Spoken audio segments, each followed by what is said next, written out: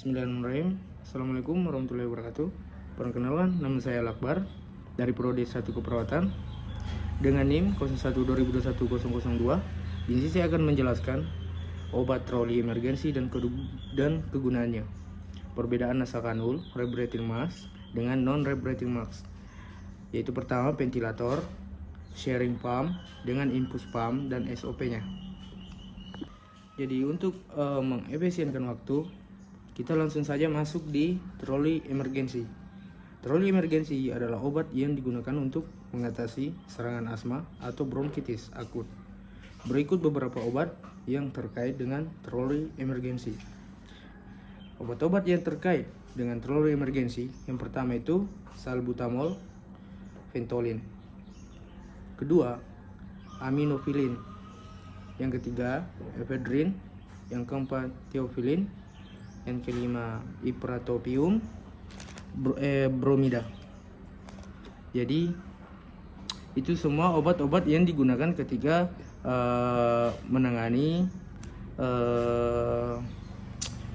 troli emergensi. Jadi langsung saja kita masuk di perbedaan nasakanul. Berikut adalah perbedaan antara nasakanul dengan rebreathing mask dengan non-rebreathing mask. Nasakanul yang pertama itu fungsinya memberikan oksigen tambahan melalui hidung. Yang kedua, desain tabung fleksibel yang dimasukkan ke dalam hidung. Yang ketiga, kelebihan mudah digunakan, tidak mengganggu pernapasan dan dapat digunakan dalam jangka waktu yang lama. 4. Kekurangan tidak dapat memberikan konsentrasi oksigen yang tertinggi. Nah, yang kedua, rebreathing mask fungsi memberikan oksigen tambahan dan kemungkinan pasien menghirup kembali udara yang telah dihembuskan. Yang kedua, desain masker yang menutupi hidung dan mulut dengan kantong yang mengumpulkan udara yang dihembuskan. Yang ketiga, kelebihan dapat memberikan konsentrasi oksigen yang lebih tinggi daripada nasakanul. Yang keempat, kekurangan dapat menyebabkan pasien mengalami kelelahan pernapasan dan memerlukan pengawasan yang ketat. Kita masuk kembali di non-rebreathing mask. Fungsinya memberikan oksigen tambahan tanpa kemungkinan pasien menghirup kembali udara yang telah dihembuskan. Yang kedua, desain masker yang menutupi hidung dan mulut dengan katup yang mencegah udara yang dihembuskan kembali ke masker. Kelebihan dapat memberikan konsentrasi oksigen yang lebih tinggi daripada rebreathing mask yang tidak dapat menyebabkan kelelahan pernapasan. Jadi yang kekurangannya memerlukan pengawasan yang ketat untuk memastikan bahwa pasien mengalami kekurangan oksigen. Dalam keseluruhan, pilihan antara nasakanul, rebreathing mask dan non-rebreathing mask tergantung pada kebutuhan pasien dan kondisi medisnya. Nah, berikut adalah pengertian dari masing-masing peralatan medis tersebut. Yang pertama itu ventilator. Ventilator adalah peralatan medis yang digunakan untuk membantu pasien bernapas. Ventilator bekerja dengan memasukkan udara ke paru-paru pasien melalui tabung endotrakal atau masker. Ventilator dapat digunakan untuk pasien yang mengalami gagal napas, cedera kepala atau penyakit paru-paru. Sharing pump adalah peralatan medis yang digunakan untuk mengatur dan memantau pembesaran obat atau cairan intravena secara akurat dan terkendali. Sharing pump yang bekerja dengan menggunakan piston mengeluarkan cairan dari sharing pump dalam tubuh pasien.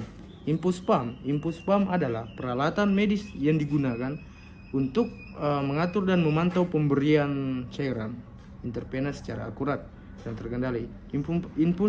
Infus pump bekerja dengan menggunakan pompa yang digerakkan oleh motor untuk mengeluarkan cairan dari wadah ke dalam tubuh pasien. Infus pump dapat digunakan untuk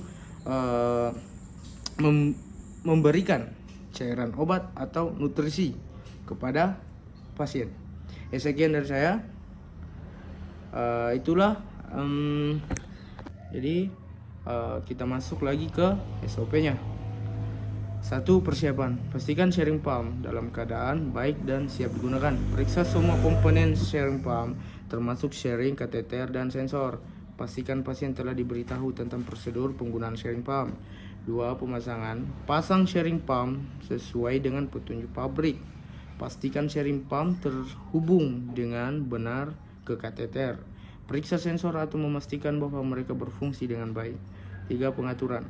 Atur parameter sharing pump sesuai dengan kebutuhan pasien, termasuk volume obat atau cairan yang diberikan, kecepatan pemberian obat atau cairan. Waktu pemberian obat atau cairan. Waktu pemberian obat atau cairan, pastikan bahwa parameter sharing pump sesuai dengan kebutuhan si pasien. 4. Pemantauan. Pantau kondisi pasien secara terus-menerus, termasuk kadar obat atau cairan dalam darah, kondisi vital pasien. Periksa sharing pump secara terus-menerus untuk memastikan bahwa ia berfungsi dengan baik. Yang 5. Perawatan. Lakukan perawatan rutin pada sharing pump, termasuk membersihkan sharing pump, mengganti filter, memeriksa komponen sharing pump. Pastikan bahwa sharing pump dalam keadaan baik dan siap digunakan. Oke. Setelah itu kita masuk di sharing pump. Peralatan medis yang digunakan untuk mengatur dan memantau pemberian obat atau cairan secara terus-menerus. Di pasien individu yang memerlukan pemberian obat atau cairan secara terus-menerus menggunakan sharing pump. Jadi langsung saja kita masuk di tujuan. Mengatur penggunaan ventilator yang aman dan efektif untuk pasien yang memerlukan bantuan pernapasan. Setelah itu kita masuk di prosedurnya. Persiapan. Pastikan ventilator dalam keadaan baik dan siap digunakan. Periksa semua komponen ventilator, termasuk tabung, kateter, dan sensor. Pastikan pasien telah diberitahu tentang prosedur penggunaan ventilator. Kedua itu pemasangannya. Jadi pasang ventilator sesuai dengan petunjuk pabrik. Pastikan tabung ventilator terhubung dengan benar ke pasien. Jadi periksa kateter dan sensor untuk memastikan bahwa mereka berfungsi dengan baik. Yang ketiga itu kita masuk ke pengaturannya. Atur parameter ventilator sesuai dengan kebutuhan pasien, termasuk frekuensi pernapasan, volume tidal, tekanan inspirasi, waktu inspirasi. Pastikan bahwa parameter ventilator sesuai dengan kebutuhan pasien. Jadi kita masuk dengan keempatnya, pemantauan. Pantau kondisi pasien secara terus-menerus, termasuk kadar oksigen dalam darah, kadar karbon dioksida dalam darah, frekuensi pernapasan, tekanan darah. Periksa ventilator secara terus-menerus untuk memastikan bahwa ia berfungsi dengan baik. Yang kelima itu perawatan. Jadi lakukan perawatan rutin pada ventilator, termasuk membersihkan ventilator, mengganti filter, memeriksa komponen ventilator. Pastikan bahwa ventilator dalam keadaan baik dan siap digunakan. Jadi kembali lagi, kita langsung saja masuk ke tujuan infus pump. Mengatur penggunaan infus pump yang aman dan efektif untuk persiapan yang memerlukan pemberian cairan atau obat secara terus-menerus. Ruang lingkup SOP ini berlaku untuk semua petugas kesehatan yang terlibat dalam penggunaan infus pump di rumah sakit atau fasilitas kesehatan lainnya. Yang kedua itu kita masuk lagi prosedurnya. Persiapan, pastikan infus pump dan keadaan baik dan siap digunakan. Periksa semua komponen infus pump termasuk respirator, kateter, dan sensor. Pastikan pasien telah diberitahu tentang prosedur penggunaan infus pump. Ini yang kedua, pemasangan. Pemasangan infus pump sesuai dengan petunjuk pabrik. Pastikan servidor terhubung dan benar ke kateter. Periksa sensor untuk memastikan bahwa mereka berfungsi dengan baik. Yang ketiga itu pengaturan. Atur parameter infus pump sesuai dengan kebutuhan pasien, termasuk volume cairan yang diberikan, kecepatan pemberian cairan, waktu pemberian cairan. Pastikan bahwa parameter infus pump sesuai dengan kebutuhan si pasien. 4. Pemantauan. Pantau kondisi pasien secara terus-menerus, termasuk kadar cairan dalam darahnya.